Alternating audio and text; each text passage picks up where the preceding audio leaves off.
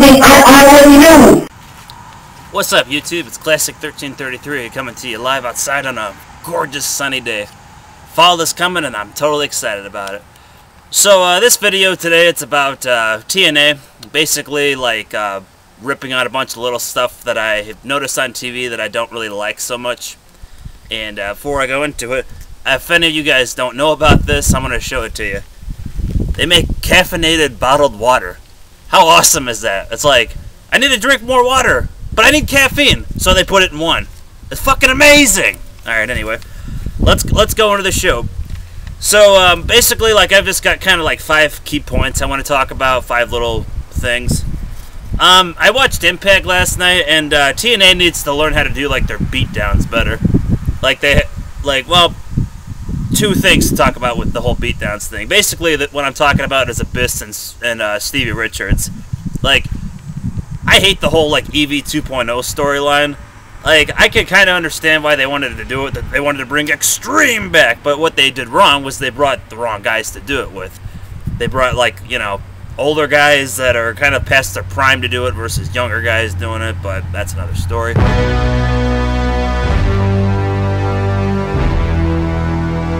So basically, like, what I hated about this whole beatdown was, like, EV 2.0 was like, we gotta get revenge for Abyss taking out Rob Van Dam, so we're gonna send Stevie Richards to do it. And so Abyss and Richards are, like, brawling backstage for a while, which naturally you think, oh, that's cool, you know, a brawl, but it was like, nobody really won the brawl. Like, basically, like, Abyss is like, yeah, you like what I did to RVD, and Richards is like, fuck you, and then Abyss is like, I'm gonna introduce you to Janice, but it's like he misses, and then they just brawl a little bit longer, and then, like, the segment's over with.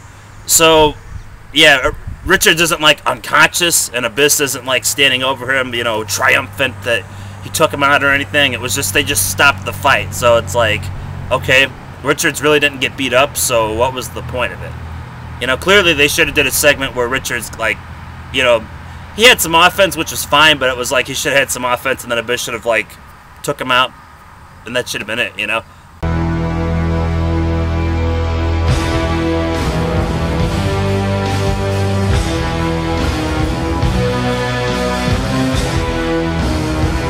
Abyss stands tall and triumphant versus, like, Richards not being taken out. I don't know.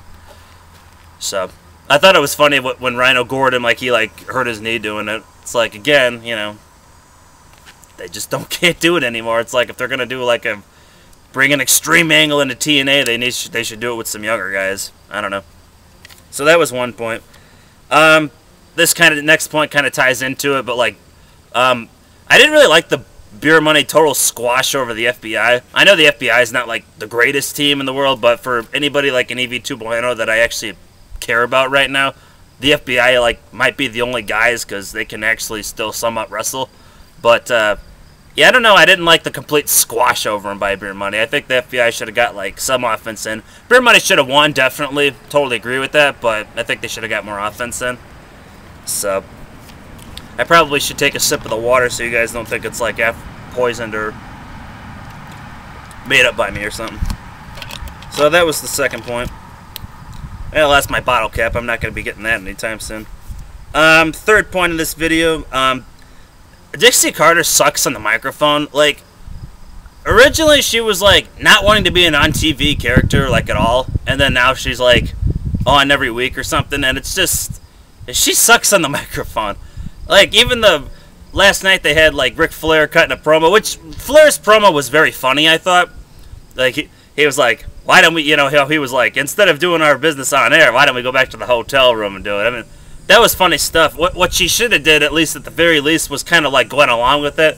Be like, yeah, Flair, you're sexy, and then slap the fucking piss out of him or something. She should have at least did that, you know? I don't know. It's just, she just sucks on the air, and it's just the same thing, you know, I'm the boss or something. I think if you're a boss of a company, you should be a heel. Maybe that's just, you know, the way it's always been done, but naturally, if you're the boss and you're on TV, generally you're a heel. So, I don't know. Well, TNA has too many guys in charge anyways, with Hogan and Abyss, Hogan and Bischoff and Dixie and all them. I don't know, too many people in charge. Let's see. Next thing I wanted to talk about, Kurt Angle's winning streak. Like, basically, not so much I have anything against Kurt Angle winning matches or anything, but like they did like such a shit-tacular job with this whole like storyline.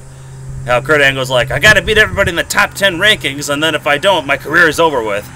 Not necessarily. Like, I don't understand why they have to like to put his career on the line against the top 10 guys. Why not just work his way up the ladder against the top 10 guys, but like he doesn't have to win every single match. You know, he could lose 1 or 2 here and there. You know, I don't understand why TNA did that. And then it's like they're not even really technically going with the whole storyline, because they went up to, what was it? I think Angle was number 5 and AJ Styles was 4 the last time, and then he beats AJ, and then they decide to have this little tournament, you know, to find out who's going to be the new champion. Which I don't mind having, like, you know, 2 number 1, like the 2 semifinals at the pay-per-view, and then having the finals at Bound for Glory. That's fine. That's actually not a bad idea. The problem is, it's like, you know who's going to win. You know, you got Angle and Jeff Hardy, then you got Anderson and Pope. You know Angle's going to beat Hardy. You know, like, probably Anderson's going to beat Pope. So, Bound for Glory, Angle versus Anderson, and who's going to win? Angle. You know, he's not going to just lose and be done with TNA, you know? So I don't understand, like, the whole purpose of them, like, doing this whole my career is on the line thing.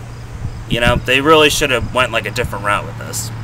So, it's, again, I don't mind Angle being, like, a world champion so much, but it's just, I don't understand why, you know, he has to, like, constantly win, or they had to have the career on the line. It's just kind of stupid.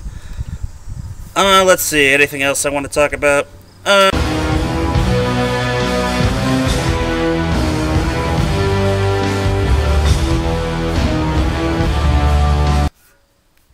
And my last point in this video, and I don't need my notes for this one. I'm fucking tired of seeing Hulk Hogan, Kevin Nash, Sting, always on Impact, doing the same old fucking shit.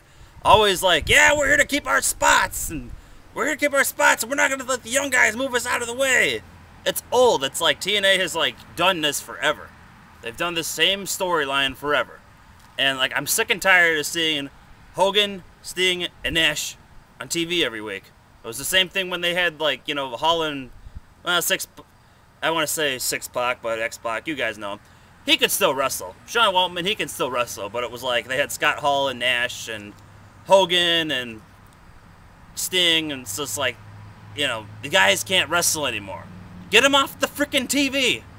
You know, keep Jeff Jarrett on TV. Like, I don't really have a problem with Jeff Jarrett. He can still wrestle, you know? Heck, I saw him live versus Mr. Anderson. Those 2 guys had a phenomenal match, but it's like, you know, he can still wrestle. Why does he have to waste his time involved in a stupid storyline? You know, like, trying to keep their spots, and that's like all they do, like, with storylines on TNA. It's always just about keeping their spots, keeping their spots. It's like, get some new storylines. Some new fucking storylines. Well, that's pretty much it for me, guys. Thanks for watching. Peace out.